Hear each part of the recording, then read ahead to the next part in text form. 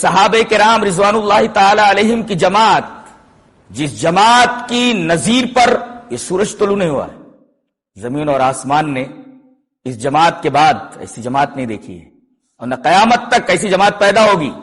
اللہ تبارک و تعالی نے ان کے تقوی اور طہارت کی گواہی دی ہے، بلکہ اپنے رضوان اور اپنی رضامندی اور اپنی خوشنودی کا مزدہ بھی ظاہر کر دیا ہے۔ رضی اللہ عنہم ورضوا عنہ، اللہ ان سے راضی ہو گئے، وہ اللہ سے راضی ہو گئے۔